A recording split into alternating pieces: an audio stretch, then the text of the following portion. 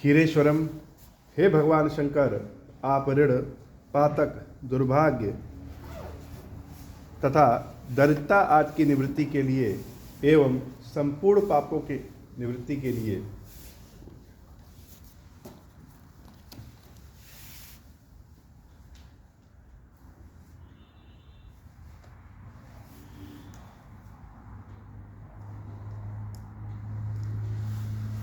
हे भगवान शंकर, आप ऋण, पातक, दुर्भाग्य और दरिद्रता आदि की निवृत्ति के लिए तथा संपूर्ण पापों का नाश करने के लिए मुझ पर प्रसन्न होइए। मैं दुख और शोक की आग में जल रहा हूँ, संसार भय से पीड़ित हूँ, अनेक प्रकार के रोगों से व्याकुल और दीन हूँ। क्षीरेश्वर, मेरी रक्षा कीजिए। देव देवेश्वर, सबको निर्भय कर देने वाले महादेव जी, आप यहाँ पधारिए और मेरी की हुई इस पूजा को पार्वती जी के साथ ग्रहण कीजिए, मेरा मंगल करिए। महादेव शंभो। जो सुमिरत सिद्धि होई गणनायक, करिबर बदन करहूं अनुग्रह, सोई बुद्धिरासि शुभ गुण सदन। बंदऊ गुरु पद पदुम परागा, सुरुचि सुवास सरस अनुरागा, मंगल भवन अमंगल हारी, उमा सहित जहि जपत पुरारी। सुमिर शिवा शिव पाहि पसाऊं, बरनऊं रामचरित चित चाऊं। पानी ग्रहण जब कीन महेशा, हर्षे तब सकल सुरेशा। कवन सुकाज कठिन जग माही, जो नहीं होई तात तुम पाही। राम काज लगी तब अवतारा, सुनता ही भयाऊं पर्वता कारा। हे महादेव, इस जगत बाबा, इस जीवन बाबा, न कोई कार्य कठिन है, न ही कोई कार्य संभव है। या सारे कार्य सरल और संभव हो जाते हैं बाबा, अगर आपकी कृपा हो जाए। कही देखा हर जतन, बहु रही न दक्ष कुमारी। दिए मुख्य गण संग तब, विदा की न त्रिपुरारी। कभी कभी ऐसी स्थिति हो जाती है कि आगे भी नहीं बढ़ा जा सकता और पीछे भी नहीं हटा जा सकता। बहुत बार ऐसे होते हैं कि कोई रास्ता नहीं है, कोई भी रास्ता मार्ग नहीं मिलता है। मार्ग एक ही है कि जो होने वाला है उसको भोगना ही भोगना है। भगवान शंकर बार बार देवी सती को समझा रहे हैं कि हे देवी, यद्यपि प्रजापति दक्ष आपके पिता हैं, फिर भी अगर कोई उत्सव हो रहा है और किसी ने बुलाया ना हो तो, और भी यह कि वहां जाने पे कोई बुरा माने तो बिना बुलाए नहीं जाना चाहिए। इसलिए आपका जाना उचित नहीं है मेरे हिसाब से। लेकिन सती मैया मानी नहीं। क्यों नहीं मान रही है? माता तो स्वयं ज्ञानी ध्यानी है और शिव जी की बात की अवहेलना नहीं कर सकती, तो मान क्यों नहीं रही है? कभी कभी जो हृदय में रहता नहीं है वो दिखाते हैं, और बहुत बार ऐसा भी होता है कि जो हृदय में रहता है उसको छुपाते हैं। तो हृदय में तो यह है कि हे भगवान शंकर, आपने हमको छोड़ दिया है, हमको त्याग दिया है, और जब त्याग दिया है तो इस सती का इस संसार में कोई काम ही नहीं। जिस शरीर से शिव जी से भेंट ना हो पाए, उस शरीर को रखने का कोई मतलब नहीं। यह क्लेश है, यह दुख है, यह पश्चाताप है, गलती भी अपनी है, कुछ कह भी नहीं सकते। लेकिन शिव जी के समक्ष रहेंगे तो यह शरीर छोड़ नहीं सकते। शरीर को त्यागने के लिए भी शिव जी से दूर जाना पड़ेगा। तो लोग जीने के लिए प्रार्थना करते हैं। और सती अम्बा ने बार बार प्रार्थना किया कि जितनी जल्दी हो सके उतनी जल्दी यह शरीर हमारा छूट जाए। कोई ऐसा उपाय, कोई ऐसी विधि करिए बाबा, हे भगवान विष्णु, कोई ऐसी विधि करिए जिससे यह शरीर जल्दी छूट जाए। तो माता भवानी जानती हैं कि शिव जी के समक्ष से आज जब हम दूर जा रहे हैं तो शायद अब दोबारा इस शरीर से शिव जी से मुलाकात भी ना। भगवान शंकर भी उधेड़ मन में है, वह जानते हैं कि समस्या क्या है। सती के मन को, सती के भाव को जानते हैं कि सती जो जाने का जिद कर रही है, उस जाने के जिद के पीछे सती का जिद नहीं है, सती के हृदय का दर्द है। एक बार शिव जी कह दें कि हे सती, हम अपने वचन को वापस लेते हैं, तो सती खुशी खुशी प्रसन्न चित्त होकर के रुक जाए हो। लेकिन जो कह दिया वह पीछे नहीं हट सकते। देवी सीता के रूप में जब सती आई तो अब इस सती के इस शरीर को स्वीकार नहीं कर सकते, तो पीछे हट नहीं सकते और जाने के लिए कह नहीं सकते। क्यों? क्योंकि अनन्य प्रेम सती से शिव जी करते हो, पत्नी के रूप में नहीं स्वीकार कर सकते। लेकिन कम से कम ऐसा तो है कि सती हमारे आंखों के समक्ष सदैव रहेगी। यह भी सुख, बड़ा सुख है कि आपके सामने तो रहे। और देवी सती के हृदय का भाव है कि सामने रहेंगे तो मृत्यु नहीं आएगी, और मृत्यु जब तक आएगी नहीं तब तक भगवान शंकर पूरी तरह से स्वीकार नहीं करेंगे। तो मृत्यु होना जरूरी है। अंत में न चाहते हुए भी भगवान शंकर अपने दो मुख्य गणों के साथ भेज दिए कि हे देवी, आप नहीं मान रही हैं तो आप जाइए। जाइए का मतलब जाइए। शंकर जी भी जानते हैं कि आज सती जा रही हैं, फिर दोबारा सती के स्वरूप में इनसे मुलाकात नहीं होगी। देवी सती भी जान रही हैं कि आज कैलाश छोड़ के जब हम जा रहे हैं, शिव जी से दूर जा रहे हैं, तो दोबारा सती के रूप में इनसे भेंट नहीं होनी।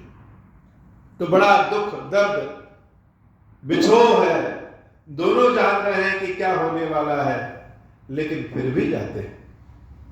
मंगल भवन अमंगल हारी, उमा सहित जहि जपत पुरारी।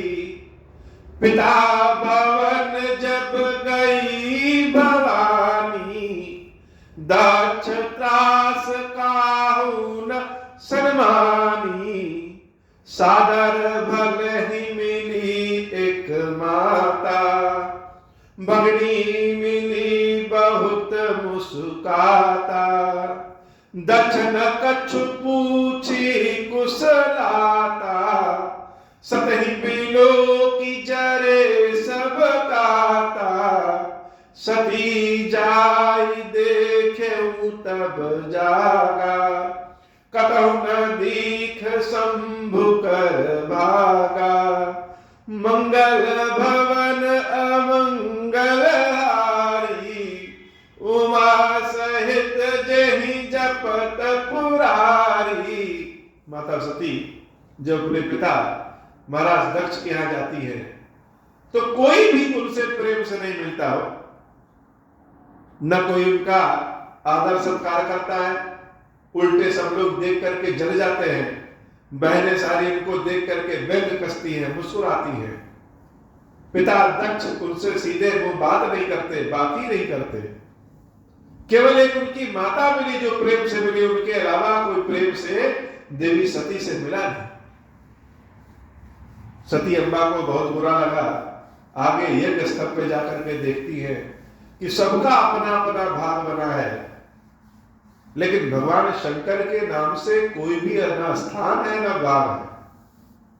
शिव जी बार बार कहते थे कि हे देवी वहां न जाओ, वहां मेरा स्थान नहीं है। वहां मेरा अपमान होता है। यहां आकर के देखे सत्य बात है। अब क्रोध तो किसी और बात का, और उतर गया, बहाना मिल गया कोई और। तब चित चढ़ो शंकर कहूं प्रभु अपमान समझो गुरुदेव। हृदय में अग्नि प्रज्वलित हो गई देवी सती के, और पाछित दुख न हृदय अस व्यापा जस या भय महा परिताप।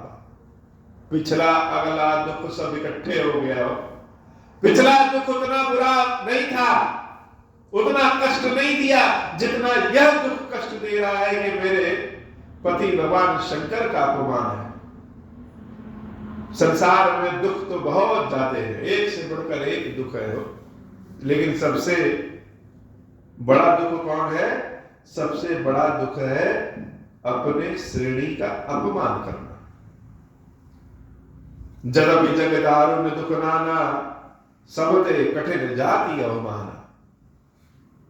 किसी का अपमान करना, वो भी उसके जाति सूचक शब्दों से, श्रेणी सूचक शब्दों से, गुण सूचक शब्दों से, यह दुनिया का सबसे दारुण दुख है। कि हृदय में जब किसी की आवाज कानों में जाती है और अपमान का भाव आता है। अपमान कैसा? अगर कोई पढ़ा लिखा है और कह दो उसे कि अनपढ़ हो तो कोई बात नहीं, लेकिन अनपढ़ हो और उसको कह दो कि अनपढ़ हो तो बड़ा बुरा लगता है।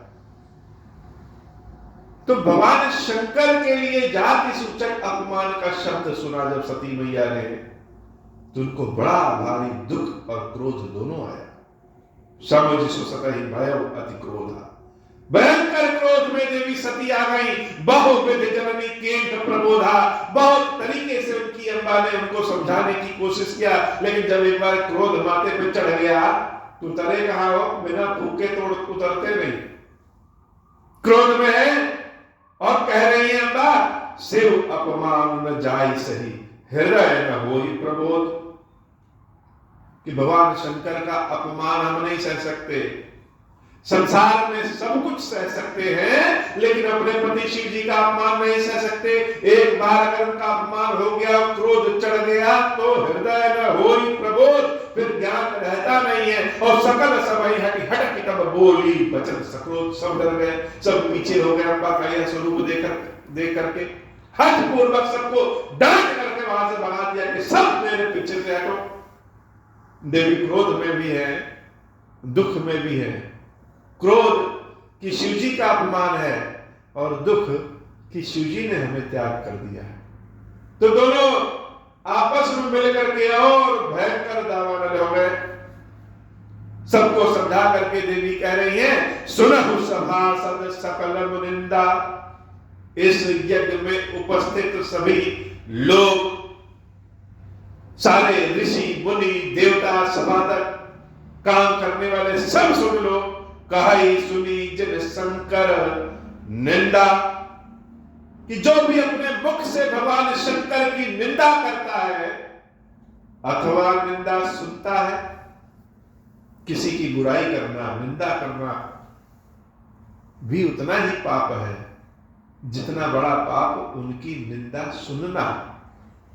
कहना और सुनना दोनों पाप है। और उस पर से भगवान शंकर की अगर निंदा कोई कहता है और दूसरे लोग बैठ के सुनते हैं, सो फल तुरंत लाभ सब ताहु। तो इस कुकृत्य का दुष्परिणाम तुरंत मिल जाता है। भली भांति पछताहु पिताहु, मेरे पिता भी भली भांति पछताएंगे कि उन्होंने शिवजी का अपमान किया है। भवानी अपने क्रोध के चरम में है। और संत शंभु श्रीपति अपवादा, जहां पे संतों का, भगवान शंकर का और भगवान विष्णु का निंदा सुनी जाए या कही जाए, सुनिए जहां तहां असी मर्यादा। तो ऐसी मान्यता है, ऐसी मर्यादा है कि काटिए तासु जीभ जो बसाई।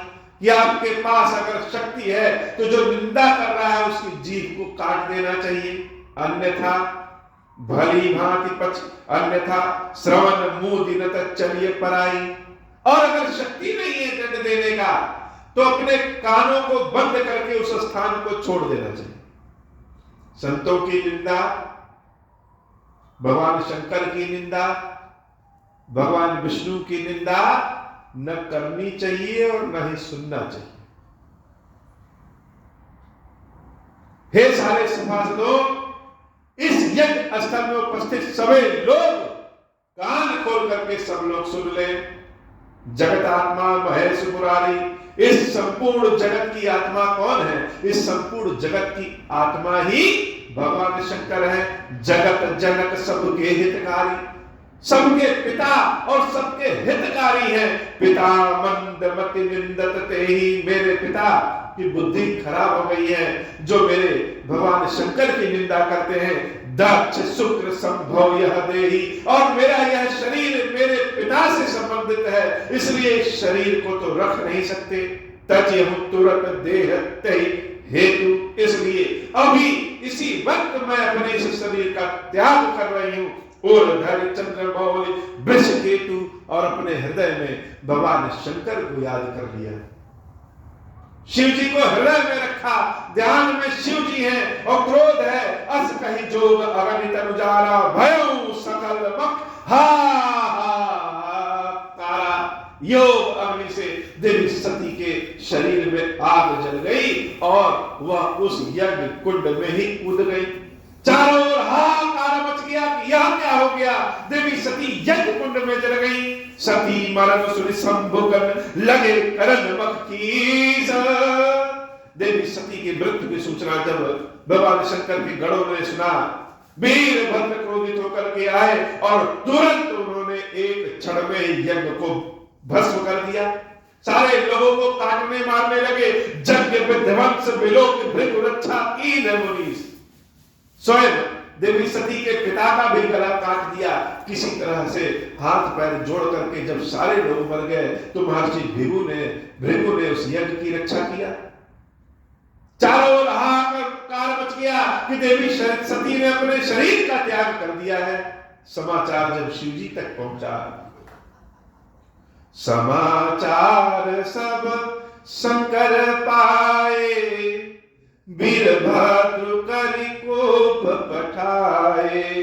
जग विध्वंस जाई तिनकीना, सकल सुरन विधिवत फल दीना। भजग विदित दक्ष गति सोई, जस कसु शंभु विमुख के होई। यह इतिहास सकल जग जानी, ताते मैं संक्षेप बखानी। सती मरत हरि सन बरु मागा, जन्म जन्म शिव पद अनुरागा। मंगल भवन अमंगल हारी, उमा सहित जहि जपत पुरारी। भगवान शंकर ने वीरभद्र को भेजा। सारा जगत यह कथा जानते हैं कि उसके बाद दक्ष का क्या हुआ। भगवान शंकर के जो विमुख होते हैं उनका हाल दक्ष की ही तरह होता है। देवी सती अपने मृत्यु के समय, मरते समय भगवान विष्णु से हाथ जोड़ करके यह वरदान मांगी, यह प्रार्थना की कि हे भगवान विष्णु, जन्म जन्म शिव पद अनुरागा, ऐसी कृपा करिए यह सती जिस जिस जगह जन्म ले, हर जन्म में भगवान शंकर के प्रति भक्ति प्रेम अनुराग सदैव प्राप्त करे। मंगल भवन मंगलहारी, उमा सहित जहि जपत पुरारी। भगवान शंकर की स्थिति क्या हुई यह जग विदित है कि शिवजी का क्या हुआ। शिवजी सती के शरीर को लेह करके चारों ओर घूमते रहे। सती के शरीर के भस्म को अपने शरीर में लगा लिया और जितने दिन देवी सती नहीं है उतने दिन शिव शिव के समान न होकर के शव के समान है। भगवान शंकर को भी न किसी ने पूछा न किसी के पूछने की हिम्मत हुई। शिव जी का नाम है प्रेम शंकर, और जब देवी सती नहीं रही तो उनके वियोग में भगवान शंकर स्वयं शव बन गए। कथा सब लोग जानते हैं, इसलिए इस कथा को संक्षेप में कहते हैं। अब आगे क्या हुआ? समय तो बदलना है, हो आज दिन है तो फिर रात होगी, आज दुख है तो फिर सुख होगा। समय हमेशा बदलता है और सभी के लिए बदलता है। इसलिए जो हुआ है और जो होने वाला है सब भगवान की इच्छा मान करके स्वीकार कर ले, हो लीला है प्रभु की। कुछ समय के बाद वही देवी सती हिमालय के यहां उनकी पुत्री पार्वती बनकर के प्रकट हुई। तही कारण हिमगिर गृह छा जाई, जन्मी पार्वती तनु पाई। तही कारण हिमगिर गृह जाई, जन्मी पार्वती तनु पाई। जब दे उमा शैल गृह जाई, सकल सिद्धि संपत्ति तह छाई। जाता मुनि न सुआश्रम कीने, उचित वास हिम भूधर दीने।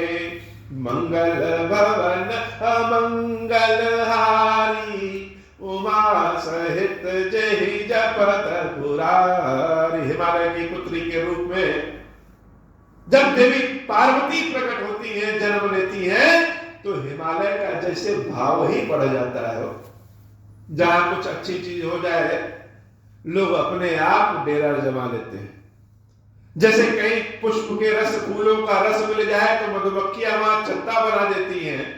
जहां सुंदर उचित जगह मिले तो चिड़िया घोंसला लगा लेती है। जहां बहुत कुछ खाने पीने को मिले वहां चिड़िया, मांगने वाले, साधु संत सब भीड़ लगा देते हैं। तो जहां अच्छी चीज होती है वहां भीड़ तो अपने आप लग जाती है। पार्वती अम्बा ने जब हिमालय के यहां जन्म लिया तो हिमालय की व्यवस्था ही बदल गई। पहले हिमालय को कोई जानता नहीं, कोई पूछता नहीं, और जब से जगदम्बा ने वहां जन्म लिया, एक से बढ़कर एक सारे तीर्थ हिमालय में हो। ऋषियों ने, मुनियों ने सुना कि जगदम्बा का अवतरण हुआ है, सब जाकर के हिमालय में बस गए, धुनी रमा लिए। न वहां गर्मी लगे, न मच्छर काटे, आनंद है। हिमालय ने सबको स्थान भी दिया, सब तप में लीन है, ज्ञान में लीन है, और जितने भी तीर्थ हैं ज्यादातर तीर्थ सब हिमालय में। हिमालय की पूछ बढ़ गई, तब से लोग हिमालय को जानने लगे कि हिमालय क्या है। और जहां जगदम्बा के चरण पड़ जाएंगे वहां तो सब कुछ अपने आप अच्छा हो जाएगा। सदा सुमन फल सहित सब, वहां के पेड़ पौधे में हमेशा कोई ना कोई पुष्प खिला रहता, फल निकलने लगे, सुंदर सुंदर मीठे मीठे फल हो गए। द्रुम नव नाना जाति, अनेक किस्मों के पुष्प हैं। प्रकटी सुंदर शैल पर मनिया कर बहुभांति, बहुत से रत्न, बहुत सी बढ़िया, सब कुछ उस हिमालय पे ही आ गया। आज हिमालय से ही गंगा निकलती हैं। भारत में बहने वाली ज्यादातर नदियां हिमालय से निकलती हैं। हिमालय ही भारत का मौसम बनाता है। सारे पर्यटन स्थल हिमालय पे हैं, सारे तीर्थ स्थल ज्यादातर हिमालय पे हैं। रमणीक है हिमालय, तो हिमालय का मान मर्यादा ही बढ़ गया। मंगल भवन अमंगल हारी, उमा सहित जहि जपत पुरारी। सरिता सब पुनीत जल बहाई, खग मृग मधुप सुखी सब रहाई। सहज बयरु सब जीवन त्यागा, गिर पर सकल करहि अनुरागा।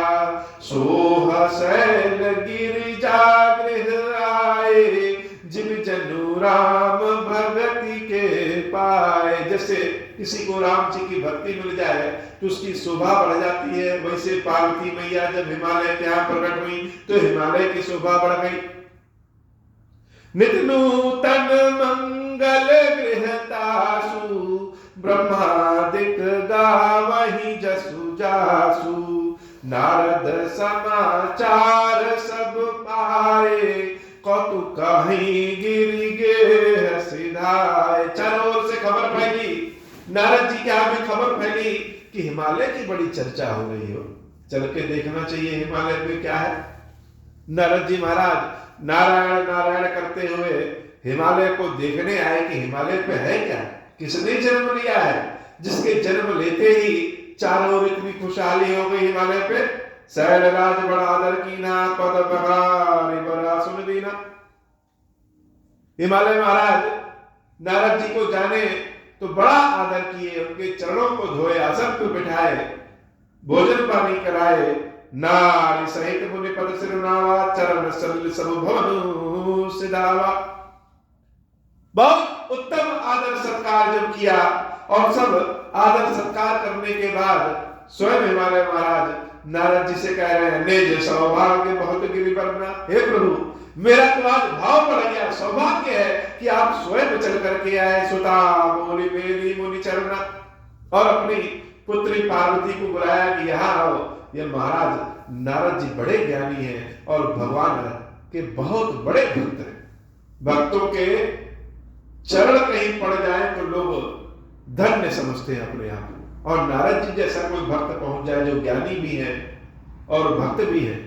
पुत्री को बुलाया, कन्या रूपी पार्वती नारद जी के गए, उनके चरण छुए, और महाराज हिमालय धीरे से कह रहे हैं, महाराज नारद जी, ये हमारी पुत्री का जरा हाथ देख लीजिए। आप तो अगला पिछला सब जानते हैं, यह हमारी पुत्री के भाग्य में लिखा क्या है, जरा विचार करके बताइए। त्रिकालज्ञ सर्वज्ञ तुम, भूत भविष्य वर्तमान सब जानते हैं, गति सर्वत्र तुम्हारी, और संसार में हर जगह आप आते जाते हैं, अनुभव भी आपको बहुत है। कहूं सुता के दोष गुण, तो यह मेरी पुत्री के पहले दोष बताइए, फिर गुण बताइए। मुनि हृदय में विचार करिए। पहले अपने दोष को जान लेना चाहिए कि हमारे में बुराई क्या है। गुण तो जानी जाएंगे, लेकिन दोष को जानना बहुत जरूरी है। आज कोई अपने दोष सुनने नहीं चाहता है। किसी कह दिए तुम्हारे अंदर यह बुराई है तो लाठी लेके पीटने लगे, और झूठ में ही भी कह दीजिए कि नहीं यह बहुत अच्छा है, बहुत अच्छा है, तो कहेंगे लोग बहुत बढ़िया। लेकिन महाराज हिमालय ने क्या कहा, पहले दोष गुण, उसके बाद गुण बताइए। और नारद जी कैसे हैं, संत किसी के दोष बाद में देखते हैं, पहले गुण देखते हैं। किसी के दोषों को क्या देखना, गुण देखना। लेकिन जब हम किसी डॉक्टर के यहां पहुंचते हैं और डॉक्टर के यहां कोई बीमारी बताते हैं, तो डॉक्टर यह नहीं कहता अरे वाह आपकी आंख तो बड़ी सुंदर है, अरे वाह आप तो बहुत अच्छे लग रहे हैं। डॉक्टर बीमारी बताता है, और सुनने की भी इच्छा होती है कि हमारी बीमारी क्या है, हमको दवा दीजिए, प्रशंसा न दीजिए। तो जब कोई गुरु होता है, कोई ज्योतिषाचार्य है, तो वह उस डॉक्टर की वैद्य की तरह है। तो महाराज नाराज क्या कह रहे हैं, कहा मुनि बेहसी गूढ़ मृदुबानी। देवी पार्वती को जब देखा, विचार किया, तो वह समझ गए कि यह कौन है। तो मुनि बेहसी गूढ़ मृदुबानी, बड़े हंसते हुए और बहुत रहस्य वाली बातें कर रहे हैं कि यह सामने जो हमारे है, यह तो स्वयं श्री है, शक्ति है, जगदम्बा है, इसके बिना तो कोई काम चलना नहीं है। इसलिए गूढ़ मृदुबानी, इनके बारे में क्या बताएं। सुता तुम्हारी सकल गुण खानी, तो पहले उस पुत्री के सारे गुणों को बताया कि हे महाराज आपकी यह जो पुत्री है सकल गुण खानी। एक दो गुण हो तो बताएं, सारे गुण ही गुण इसके पास है। संसार में ऐसा कोई गुण नहीं है जो इसके पास ना हो। सुंदर है, सुंदर सहज सुशील सयानी, सुंदर भी है और घमंडी नहीं, बहुत सहज है, सुशील है, ज्ञानी है और सयानी भी है, सब कुछ जानती समझती है। नाम उमा अंबिका भवानी, गूढ़ता में बता दिया कि इनका नाम उमा है और यह अंबिका है, यह भवानी है, इस भव सागर की अंबा है। लेकिन अभी कह दे कि देवी है तो कोई मानेगा नहीं हो, इसलिए बड़े गूढ़ता में बताया कि संसार के सारे गुण तो आपकी पुत्री में है। और इसका जो लक्षण है, सब लक्षण संपन्न कुमारी, सारे लक्षण इसके पास हैं, सब अच्छे अच्छे लक्षण है। होई है संतत पियहि प्यारी, और इसका जिससे विवाह होगा वह सदैव अमर रहे। यह सदैव सुहागन रहेगी और अपने पति की बहुत प्यारी रहेगी। होई है पूज सकल जग माही, संसार में कोई ऐसी जगह नहीं होगी जहां इसकी पूजा न हो। पार्वती जी के बिना संसार में सारे पूजे अधूरे, सब पूजा अधूरी है। देवी पार्वती की जहां पूजा होती है वहां सब कुछ स्वयं अपने आप चलाता है। होई है पूज सकल जग माही, यही सेवत कछु दुर्लभ नाही। इनकी सेवा करने से, इस तुम्हारी पुत्री की सेवा करने से संसार में कोई भी चीज दुर्लभ नहीं है, सब कुछ मिल जाएगा। स यही कर नाम सुमिर संसारा, त्रिय चढ़ी है पतिव्रत असी धारा। इनके नाम को सुमिरण करके संसार में सारे व्रत और विशेषकर सुहागिन स्त्रियों के व्रत सब इनके नाम से ही शुरू होंगे। यह तो सारे गुण तुम्हारी पुत्री में है। शैल सुलक्षण सुता तुम्हारी, सुनहु जे अब अवगुण विचारी। यह तो सारे गुण है, लेकिन हे महाराज इस पुत्री में दो चार अवगुण भी, इनकी किस्मत में दो चार कमियां भी, वह भी सुन लीजिए। अगुण अमान मातु पितु हीना, तो कमियां इनके अंदर नहीं है, इनके किस्मत में। इनके जो पति होंगे, इनका विवाह जिससे होगा वह कैसा होगा? अगुण, वह तो निर्गुण होगा। बड़े गुण शब्दों में कहा, नारद जी ने कहा कि अगुण। अगुण का मतलब जिसके पास कोई गुण नहीं। अब जिसके पास कोई गुण नहीं है इसका मतलब क्या? सारा अवगुण है। लेकिन नारद जी के कहने का मतलब है गुण और दोष तो इस संसार में होते, वह तो इस संसार से परे है, सारे गुण और दोषों से परे है। इसलिए अगुण अमान, उसका कोई पता ठिकाना नहीं है, कोई मान सम्मान नहीं है। मान सम्मान क्यों नहीं है? क्योंकि वह सबसे परे। अमान का मतलब यह नहीं कि उनका मान सम्मान नहीं, इन सारी चीजों से परे है। अमान मातु पितुहीना, उसका कोई माता पिता नहीं है, यह भी बात है। उदासीन, वह कोई फैशन नहीं करेगा, हमेशा उदासीन रहेगा। उसको सुख में रखो तो भी ठीक, दुख में रखो तो भी ठीक। सब संशय छीना, सारे संदेहों से अलग है। यह उसके दो चार गुण हैं जो इनके पति के हैं। जोगी, वह योगी होगा। जटिल, बहुत कठिन है, कोई उनके स्वभाव को जान ही नहीं पाएगा कि ये कब खुश होंगे और कब नाराज हो जाएंगे। अकाम, सारे कामों से परे। मन नगन, कपड़ा पहनेंगे नहीं पहनेंगे। शिव जी के बारे में कहा जाता है कि वो नग्न है। नग्न का मतलब कपड़े से नग्न नहीं, विचारों से नग्न। कोई व्यक्ति हमको अच्छा नहीं लगता है, लेकिन हम मुंह देख करके उसको मुस्कुराते ऐसे हैं जैसे वो हमारा बहुत प्रिय है। लेकिन शिव जी के साथ ऐसा नहीं हो। शिव जी तो मन के नग्न है, कोई छिपाव नहीं है। जो मन में है, जो भाव में है, वह सामने है। मन नगन अमंगल वेश। और वेश कैसा होगा? वेश तो उनका एकदम अमंगल रहेगा। ऐसे कपड़े पहनेंगे, ऐसा वेशभूषा रहेगा कि वो वेशभूषा अगर लिए कोई घर में आ जाए तो आदमी भगा दे। अस स्वामी यही कहा मिलही, परिहस्त असिरे। इसके हाथों में ऐसी रेखाएं हैं कि इसका जो पति होगा वह वैसा ही होगा। यह बात जब मैना अम्बा सुनती है, पार्वती मैया की मां, तो अपना सर चक पकड़ करके बैठ जाती है कि पुत्री तो हमारी इतनी सुंदर है, पुत्री के अंदर इतने सारे गुण, और हे महाराज नारद जी आपने इसके पति के बारे में क्या बता दिया? हम सभी माताओं की और पिताओं की इच्छा होती है कि हमारी पुत्री का विवाह बहुत अच्छी जगह हो, और आपने बता दिया कि ऐसा है। तो दोष भी जिसके सामने आकर के गुण बन जाए, वही देवी पार्वती, वही भगवान शंकर। अब नारद जी तो सब बात गूढ़ में बता रहे हैं, लेकिन हिमालय को और उनकी पत्नी मैना को समझ में नहीं आ रहा। अब क्या करें? सुनी मुनि गिरा सत्य जिया जानी, दुखदम पतहि उमा हर्षानी। पुत्री उमा हर्षित हो गई। यह सब स्वरूप जान करके जैसे लग रहा है कि कुछ ऐसी बात कर रहे हैं जो हमको बहुत प्रिय है। कभी कभी दूसरा जो दिखता है कि यह दुख है, वह अपने लिए बड़ा सुख होता है।